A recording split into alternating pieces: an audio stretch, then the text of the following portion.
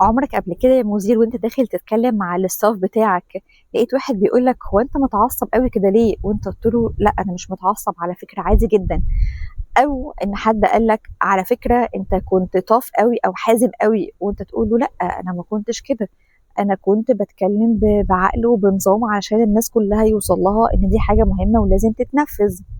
لو انت بتتفاجئ المفاجآت دي فده معناه ان انت ما عندكش سيلف اويرنس عالي. يعني ايه سيلف اويرنس؟ يعني الرساله اللي انت عايز توصلها للستاف بتاعك لازم بتخدم عليها بادوات تانية زي نبره صوتك ونظره عينك ولغه الجسد بتاعتك وترتيبك للكلام وردك على الاعتراضات اللي ممكن تواجهها او تقابلها من الستاف بتاعك. كل ده بيأكد ان الرساله اللي انت عاوز توصلها هتوصل بالظبط زي ما انت عاوز. اي خلل في الحاجات التانية او الادوات اللي بتخدم على الكلام بتاعك ممكن تعمل فجوة ما بينك وما بين الاستاف، فتبدأ تسمع فيدباك عنك او عن طريقتك وتتفاجئ ان لا انا مش كده. اهلا بيك، احنا في بزنس بايت وبنتكلم النهارده في الحلقة الخامسة عن الايرورز اوف كوميونيكيشن او اخطاء التواصل اللي بتحصل ما بين المدير وما بين الاستاف بتاعه او ما بين مديرينه. واحدة من الأخطاء دي هي السيلف اويرنس، إن المدير ما بيكونش عارف بالظبط يوصل الرسالة بتاعته وبتوصل بطريقة عكس أو غير اللي هو متوقعها. زي بالظبط وأنا بعمل البرنامج التدريبي عن التواصل، واحدة من المديرين كان بقالها 8 سنين في الإدارة وكانت الشكوى بتاعتها إن دايما الاستاف بتوعها شايفينها حازمة جدا وما عندهاش الجانب الإنساني ده. فطبعا كان في استقالات كتير والمديرين بتوعها كمان كانوا دايما بيقولوا لها الترابيزه بتاعتك دايما عليها مشاكل، مع انها كانت شاطره جدا جدا. ولكن خلي بالك لما المدير ما بيبقاش عنده السيلف اويرنس ده، وده بيسمع معاك في مهاره التواصل ومهاره الذكاء العاطفي. انا دلوقتي بكلمك عن السيلف اويرنس في التواصل. ده بيخليك حتى لو انت مدير شاطر وبتحقق النتائج بتاعتك وبتحقق الاهداف او البيع بتاعك، ولكن بيخلي دايما في مشاكل ما بينك وما بين الاستاف.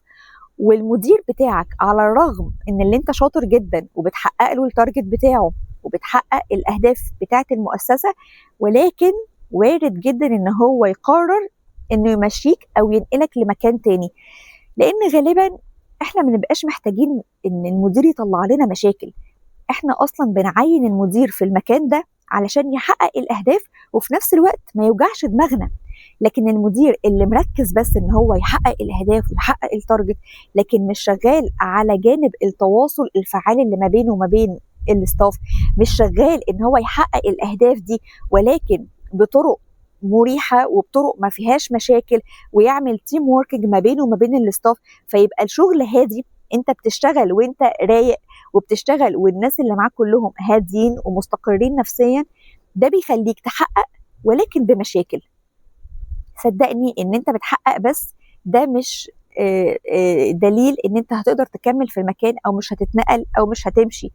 لا، مجرد اللي انت عامل مشاكل مع الاستاف بتاعك ده بيبدأ يعلي عند المديرين او عند السي اوز ان المدير ده بتاع مشاكل حتى لو هو شاطر، فبيبقى اسهل لهم ان هم يجيبوا مدير تاني يعلموه ازاي يبقى شاطر وازاي يحقق الاهداف والتارجت، لان الجزء التكنيكال ده اسهل بكتير من ان انا اعلمه ازاي يكون البيهيفير بتاعه كويس او الاتيتيود بتاعه احسن حاجه او ان يكون عنده سيلف اويرنس عالي.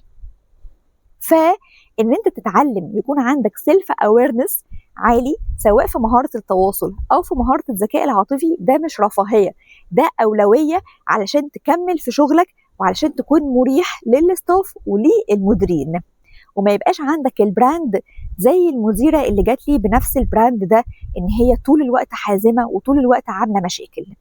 طب ازاي نعمل السيلف اويرنس ده؟ خطوات بسيطه قوي. اول حاجه قبل اي تواصل لازم تسال نفسك ايه الرساله بتاعتي وهخدم عليها ازاي؟ هل نبره صوتي بتخدم الرساله؟ هل طريقه ردي على الاعتراضات بتخدم الرساله؟ هل لغه الجسد والفايبس بتاعتي اللي بتكلم بيها بتخدم الرساله بتاعتي؟ وقتها بس انت هتكون عارف اللي انا لا مش هعرف اعلي صوتي كده ليه، لانه مش هيخدم الرساله بتاعتي. مش هعرف اكون لغه الجسد بتاعتي كذا علشان دي مش هتخدم الرساله بتاعتي، وهكذا. وخطوة كمان تقدر تعملها، ودي بالنسبة لي خطوة قوية وشجاعة جدا، وهي اللي انت تاخد فيدباك من الستاف بتاعك. علشان لو هو قالك لا انا الصراحة حسيت اللي انت فعلا كنت فيرم شوية، او اللي انت كنت ضاغطنا شوية، ما حسيتش باللي انا تحمست او كده، تبدأ تاخد بالك ان الفجوة دي علشان انا استخدمت ايه او علشان انا عملت ايه. فالمرة الجاية تقدر تعمل اوفركم، تتخطى الادوات اللي انت استخدمتها غلط واثرت بشكل غلط على الرسالة بتاعتك، وتبدأ تحسنها. طول ما انت بتسأل نفسك قبل التواصل وبتاخد الفيدباك بعد التواصل، انت كده شغال على السيلف اويرنس بتاعك، وواحدة واحدة هيبقى الرسالة بتاعتك والتأثير الخارجي aligned مع بعض، مفيش الفجوة دي، وتقدر وقتها تتكلم بمنتهى الطلاقة والثقة، وانت متمكن من كل الأدوات دي، وعندك السيلف اويرنس في مهارة التواصل دي عالية جدا. وبالتالي هيكون التواصل ما بينك وما بين كل اللي حواليك بكفاءة عالية جدا. وبكده نبقى خلصنا الايرور ده، ومستنياك في الايرور التاني في الكوميونيكيشن في البيزنس فايت الجاي. ما تنساش تعمل سبسكرايب لليوتيوب شانل علشان تتابع معانا كل البيزنس فايتس اللي جايه.